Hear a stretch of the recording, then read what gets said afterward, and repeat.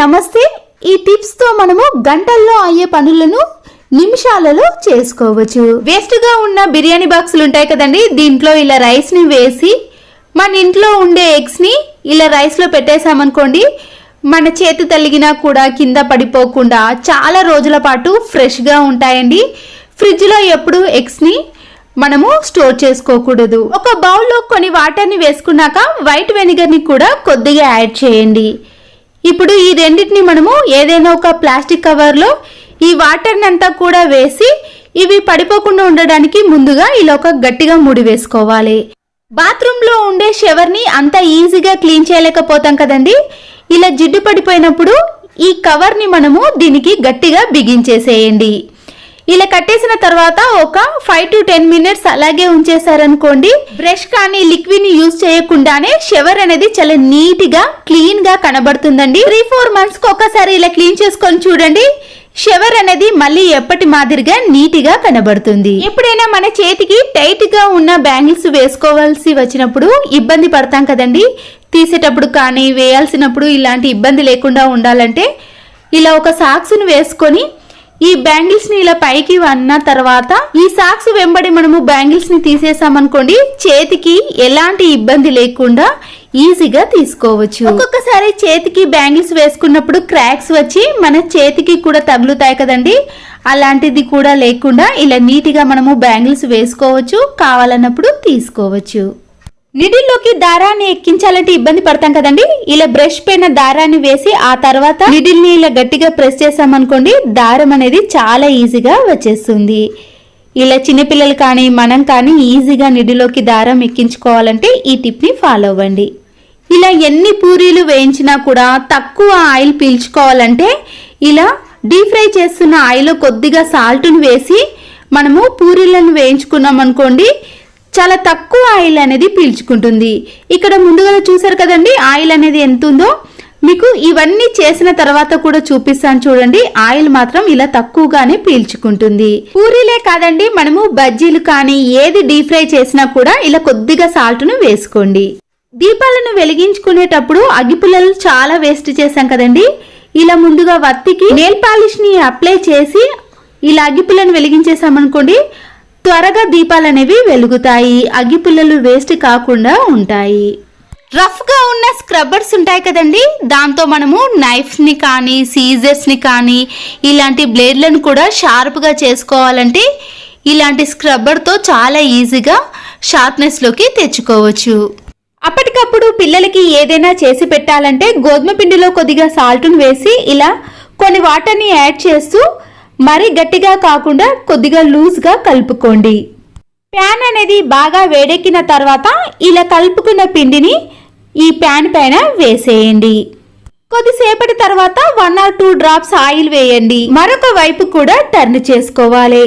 ఇలా రెండు వైపులా వేగిన తర్వాత చూడండి, చాలా సాఫ్ట్ గా వస్తాయి, పిల్లలు కూడా చాలా ఇష్టంగా తింటారు. కొబ్బరి పీచు ఉంటుంది కదండి, ఇలా ఒక స్టిక్ కి మనము చుట్టేసి రబ్బర్ బ్యాండ్ వేసామనుకోండి, పూజ గదిలో ఇలా క్లీన్ చేసుకోవడానికి కానీ లేదా ప్యాన్ పైన ఆయిల్ ని అప్లై చేయడానికి ఇది చాలా బాగా యూజ్ అవుతుంది.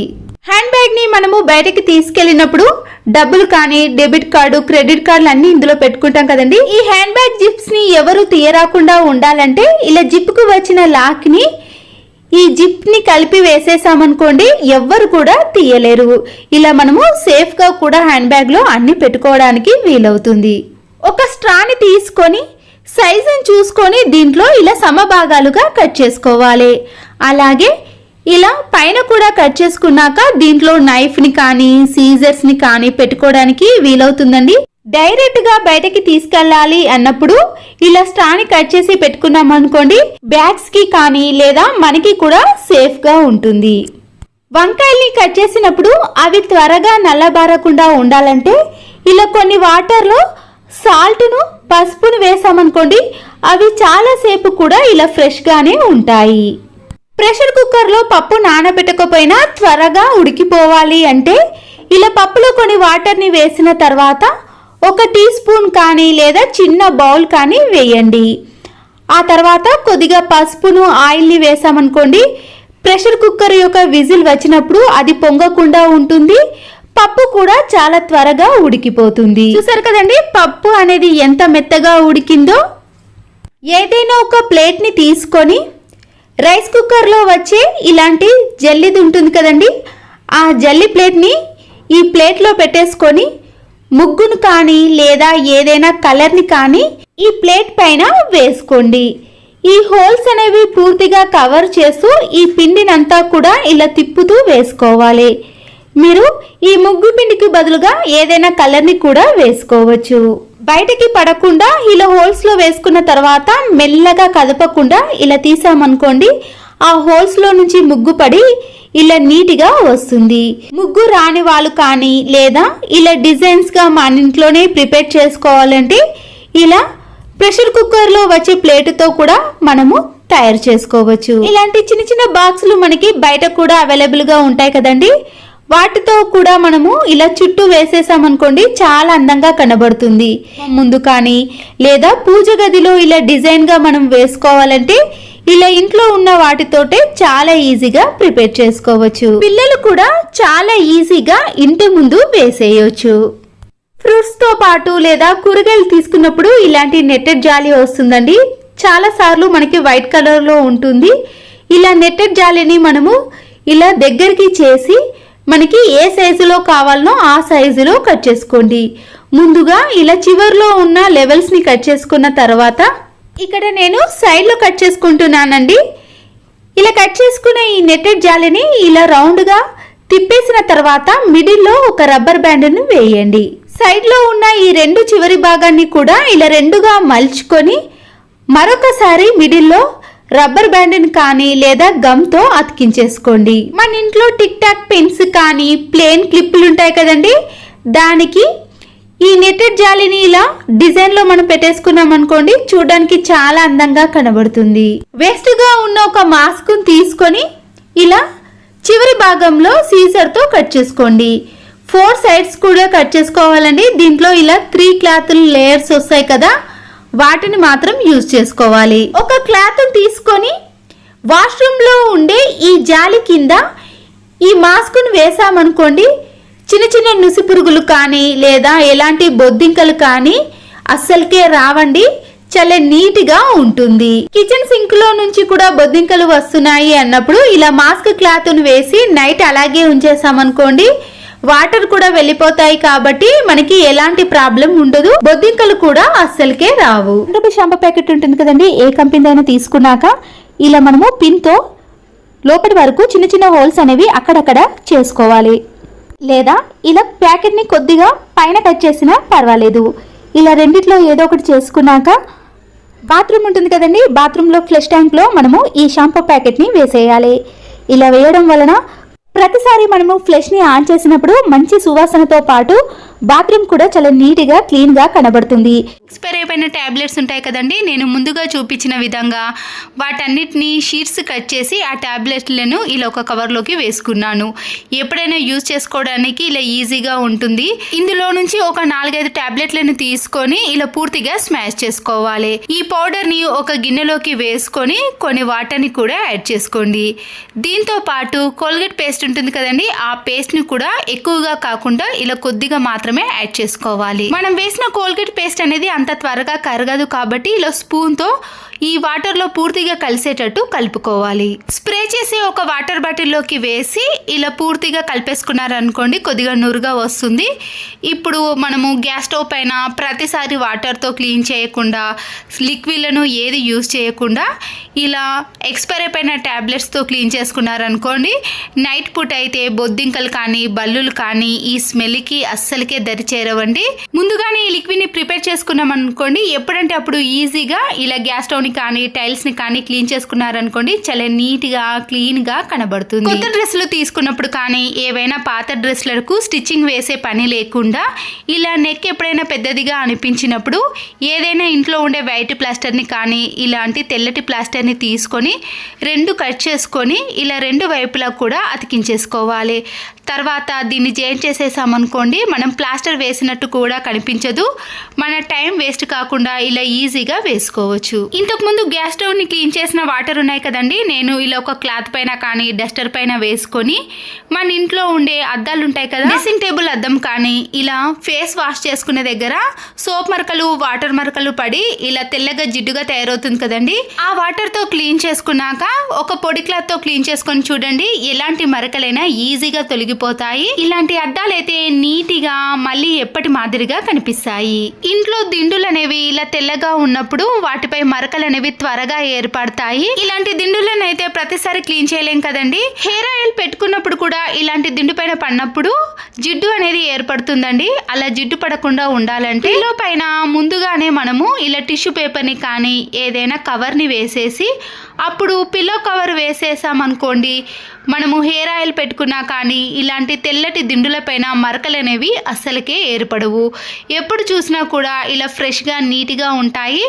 ప్రతిసారి కూడా మనము వాష్ చేయాల్సిన పని కూడా ఉండదు. నిమ్మరసం తీసిన తొక్కలు ఉంటాయి కదండి, అవి వేస్ట్ అని పడేస్తాం. కానీ ఇలా పడేయకుండా చపాతీలు చేసే కర్రను కానీ చపాతీ పీట ఉంటుంది కదండి, దానిని ఇలా వీడియోలో చూపించిన మాదిరిగా నిమ్మ తొక్కలతో బాగా రుద్దేసేయండి. ఇలా చేయటం వలన దానిపై ఉండే డస్ట్ కానీ లేదా మురికి కానీ ఈజీగా తొలగిపోతుంది. తర్వాత మామూలు క్లాత్ని తీసుకొని ఇలా తుడిచేసేయండి. చూసారు కదండి, చపాతీ పీట కానీ చపాతీ కర్ర అనేది చాలా నీట్గా క్లీన్గా అవుతుంది. ప్రతిసారి మనము స్క్రబ్బర్తో క్లీన్ చేయకుండా ఇలా పడేసే తొక్కలతో కూడా క్లీన్ చేసుకోవచ్చు. ఇంట్లో వైఫై ఉన్నప్పుడు దాని స్పీడ్ అనేది తగ్గిపోతే అప్పటికప్పుడు మన ఇంట్లో ఉండే ఇలాంటి ఫైల్ పేపర్ ఉంటుంది కదండి, ఆ ఫైల్ పేపర్ని ఇలా వైఫై నెట్కి చుట్టేసామనుకోండి, స్పీడ్ అనేది చాలా ఎక్కువగా వస్తుంది. ఫైల్ పేపర్ని ఒకదానికే కాకుండా ఇలా రెండింటికి చుట్టేసేయాలి. మరొక యూస్ఫుల్ టిప్, స్పాంజ్ స్క్రబ్బర్ ఉంటుంది కదండి, వెనక సైడు ఇలా 2 కానీ 3 కానీ ఘాట్లు పెట్టుకోవాలి. స్లైడింగ్ డోర్లు కానీ విండోస్ ఉంటాయి కదండి, ఇలా మధ్యలో డస్ట్ అనేది అలాగే ఉండిపోతుందని మనము చీపురు కట్టతో కూడా క్లీన్ చేయలేకపోతాం కదా.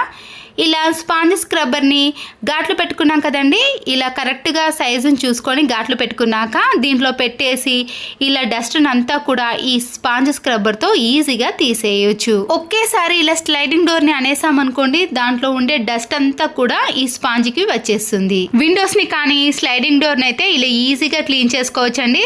తర్వాత మనం వాటర్ కింద ఇలా పెట్టేసి చేత్తో నలిపేసామనుకోండి, దానికి ఉండే డస్ట్ అంతా కూడా పోతుంది. చూసారు కదండి, మళ్ళీ ఎప్పటి మాదిరిగా క్లీన్గా తయారైంది కదా. క్లాత్ కంటే ఇలాంటి స్పాంజ్ స్క్రబ్బరే చాలా బాగా పనిచేస్తుందండి. విండోస్కి మనం కట్ చేసుకున్న ఘాట్లు ఉన్నాయి కదండి, దాని మధ్యలో పెట్టేసి ఇలా కిటికీలను కూడా ఈజీగా క్లీన్ చేసుకోవచ్చు. అంతేకాదండి, మన ఇంట్లో ఇలాంటి నెట్ జాలి ఉన్నప్పుడు దాంట్లో సన్నటి డస్ట్ అనేది ఆ హోల్లో అలాగే ఉండిపోతుందండి. చూస్తున్నారు కదండి, వెనక వైపు కొద్దిగా గరుకుగా ఉంటుంది కదా, ఆ స్క్రబ్బర్ని తీసుకొని ఇలా జాలి డోర్ని క్లీన్ చేసామనుకోండి, ఆ సన్నటి డస్ట్ అనేది పూర్తిగా పోతుంది. బట్టలు ఉతికే బ్రష్ ఉంటుంది కదండి, దాంతో క్లీన్ చేసుకున్నా కూడా ఇలాంటి జాలి డోర్లు అనేవి నీట్గా ఉంటాయి. ఈ స్పాంజ్ స్క్రబ్బర్కి ఎంత జిడ్డు అంటినా సరేనండి, ఇలా వాటర్తో క్లీన్ చేసిన వెంటనే కూడా నీట్గా తయారవుతాయి. మనము ఎన్నో వాటిని కూడా ఈ స్పాంజ్ స్క్రబ్బర్తో క్లీన్ చేసుకోవచ్చు. మరొక యూస్ఫుల్ టిప్, పసుపుతో కుంకుమను ఇంట్లోనే తయారు చేసుకోవచ్చండి. ఎటువంటి కెమికల్స్ని వాడకుండా ఇలా ఈజీగా 5 నిమిషాలలో మనకి కుంకుమ అనేది రెడీ అయిపోతుంది. 2 టీ స్పూన్స్ వరకు నేను పసుపును తీసుకున్నానండి. దీంతో పాటు 1 టీ స్పూన్ వరకు ఈటింగ్ సోడాను వేసుకోవాలి. ఇలా 2:1లో తీసుకోవాలండి, అప్పుడే కుంకుమ అనేది మనకి పర్ఫెక్ట్గా వస్తుంది. ఈ పసుపులో వేసిన ఈటింగ్ సోడా అనేది పూర్తిగా కలిసేటట్టు కలుపుకోవాలండి. ఇలా ఒక 30 సెకండ్స్ పాటు బాగా కలిపిన తర్వాత ఒక నిమ్మకాయని ఇలా కట్ చేసి దాంట్లో ఉండే గింజలన్నీ తీసేసి రసాన్ని మాత్రమే ఈ పసుపులో కలుపుకోవాలి. మనము పసుపును తీసుకున్న క్వాంటిటీని బట్టి నిమ్మకాయలను యూజ్ చేయాలండి. నేను ఇక్కడ 2 టీ స్పూన్స్ వరకే తీసుకున్నాను కాబట్టి చిన్న నిమ్మకాయను మాత్రమే కట్ చేసి వేసుకుంటున్నాను. పసుపును ఎక్కువగా తీసుకున్నారనుకోండి 2-3 నిమ్మకాయలను కూడా యూజ్ చేయాలి. నిమ్మరసం వేసిన వెంటనే ఒక స్పూన్ను తీసుకొని ఈ రసంలో పసుపు అంతా కూడా కలిసేటట్టు కలుపుకోవాలి. ఇలా కలిపిన తర్వాత ఒక మిక్సీ జార్ని తీసుకొని ఈ పసుపునంతా కూడా అందులో వేసేసి ఒక 2-3 ట్రిప్పులు వేసేసామనుకోండి, కలర్ అనేది పూర్తిగా చేంజ్ అయిపోతుంది. బయట తీసుకున్న కుంకుమకి ఇంట్లో ప్రిపేర్ చేసిన కుంకుమకి చాలా తేడా ఉంటుందండి. వాటిలో అయితే ఎక్కువ కెమికల్స్ ఉంటాయి. ఇలా ఇంట్లోనే మనము నీట్గా ప్రిపేర్ చేసుకోవచ్చు. ఇలా మిక్సీ పట్టుకున్న దాన్ని అంతా కూడా మళ్ళీ ఒక బౌల్లోకి వేసేయండి. చూసారు కదండి, కలర్ అనేది పూర్తిగా చేంజ్ అయిపోయింది కదా. ఇప్పుడు ఇది కొద్దిగా తడిగానే ఉంటుందండి, వెంటనే ఆరిపోదు కదా. మరొకసారి స్పూన్తో కానీ చేత్తో కానీ ఇలా పూర్తిగా కలిపేసేయండి. కలిపేసి మీరు ఒక 2 మినిట్స్ పాటు బయట కానీ లేదా ఎండ తగలకుండా వేడిగా ఉన్న ప్రదేశంలో కానీ పెట్టేసేయాలి. 2-3 మినిట్స్ పాటు నేను ఆరబెట్టేసానండి. ఇలా డార్క్నెస్లోకి వచ్చేసింది. ఆ తర్వాత మనము టీ వడపోసే జాలి ద్వారా జల్లెడ పట్టుకోవాలి. ఇలా ముందుగా ఆరబెట్టుకోవడం వల్లనే మనకి కుంకుమ అనేది ఇలా ఈజీగా జల్లెడ ద్వారా వచ్చేస్తుందండి. జల్లెడ పట్టుకున్న దాంట్లో చివర్లో ఇలా కొద్దిగా వేస్టేజ్ అయిపోతుందండి. దాన్ని పక్కన పెట్టేసి మనము ఈ కుంకుమను ఇలా దేవునికి కానీ లేదా ఇంట్లో బొట్టు పెట్టుకోవడానికి యూస్ చేసుకోవచ్చండి. బయట తీసుకున్న కుంకుమ కంటే ఈ కుంకుమ పర్ఫెక్ట్గా ఉంటుంది. చూసారు కదండి, నేను పంచపావులో వేసింది కొద్దిగా కలర్ అనేది తక్కువగా ఉంది, అది బయట తీసుకున్నాను. ఇలా మనం ప్రిపేర్ చేసుకునేది డార్క్గా కలర్ అనేది థిక్నెస్లో ఉంటుందండి. ఒకవేళ మీకు ఇంత కలర్ అవసరం లేదు అంటే మనము వంట సోడాను నిమ్మరసాన్ని కొద్దిగా తక్కువ క్వాంటిటీలో తీసుకున్నాం అనుకోండి, ఈ కలర్లో వస్తుంది. చూసారు కదండి, సింపుల్గా పసుపు నుంచి మనము కుంకుమను ఇలా ఇంట్లోనే ఎంత కావాలంటే అంత ప్రిపేర్ చేసుకోవచ్చు. మరొక useful tip, top load washing machine అయినా ఫ్రంట్ లోడ్ వాషింగ్ మిషన్ అయినా సరేనండి, వాటర్ వెళ్ళే పైప్ని మనము అప్పుడప్పుడు క్లీన్ చేసుకోవాలి. లేకపోతే దాంట్లో డస్ట్ అంతా కూడా ఇలా చేరి వాటర్ వెళ్ళక వాషింగ్ మిషన్ అనేది ప్రాబ్లం వస్తుంది. టూత్ పిక్తో కానీ లేదా బ్రష్తో మనం క్లీన్ చేసుకున్నాం అనుకోండి, ఇది నీట్గా కనబడుతుంది. 1 మంత్కి ఒకసారైనా ఇలా చెక్ చేసుకొని ఈ వాషింగ్ మిషన్ పైపుని క్లీన్ చేసుకోండి. పైన ఆల్అవుట్ ఉంటుంది కదండి, దాన్ని తీసుకొని పైన క్యాప్ను తీసేయాలి. 4 కర్పూరపు బిళ్ళను పొడిలాగా స్మాష్ చేసుకోండి. ఈ కర్పూరపు పొడిని మనము ఈ ఆల్అవుట్ దాంట్లో వేసేయండి. డైరెక్ట్ గా అయినా కర్పూర బిళ్ళలను వేసుకోవచ్చండి. ఇలా చేసామనుకోండి త్వరగా మెత్తబడుతుంది. నేను ఇందులో కొద్దిగా కొబ్బరి నూనెను వేసుకుంటున్నాను. మీరు కావాలంటే దీంట్లో లవంగాలు, దాల్చిన చెక్క పొడిని కూడా వేసుకోవచ్చండి. ఇలా ఆల్అవుట్ పైన క్యాప్ను పెట్టేసిన తర్వాత కొద్దిగా షేక్ చేయండి. ఈ కర్పూరం అనేది పూర్తిగా కరిగిపోతుందండి. ఇలా కరిగిపోయిన తర్వాత మనము ఈ ఆల్అవుట్ లో పెట్టేసి స్విచ్ బోర్డ్ లో పెట్టేసిన తర్వాత మనము స్విచ్ ఆన్ చేసామనుకోండి, మంచి సువాసనతో పాటు దోమలు అనేవి ఈ ఘాటైన స్మెల్ కి అస్సలకే దరిచేరవు. ఇల్లంతా కూడా మంచి సువాసన కూడా వస్తుంది. మన ఇంట్లో ఉండే చక్కెర డబ్బాకి కానీ తేనె సీసకు ఇలాంటి స్వీట్ ఐటమ్స్ ఉన్నప్పుడు ఖచ్చితంగా చీమలు అనేవి వస్తాయి కదండి. ఇలా బాక్స్ లోపలికి చీమలు అనేది వెళ్లకుండా ఉండాలంటే కొద్దిగా కాటన్ తీసుకొని ఇలా వెనిగర్తో ఈ బాక్స్ చుట్టూ కూడా అప్లై చేసామనుకోండి, ఈ ఘాటైన స్మెల్కి చీమలు అనేవి అస్సలకే దరిచేరవు. సెల్ఫ్ లో కానీ కబోర్డ్ లో ఉండే అన్ని బాక్స్లకు ఇలా వెనిగర్ ని అప్లై చేసామనుకోండి, చీమలే కాదండి బొద్దింకలు కూడా ఆ కబోర్డ్ లోకి దరిచేరకుండా ఉంటాయి. ప్రతిరోజు తాగే టీ పొడిని అరిచేతిలో కొద్దిగా టీ పొడిని వేసుకున్నాక కొన్ని వాటర్ని కూడా వేసుకోండి.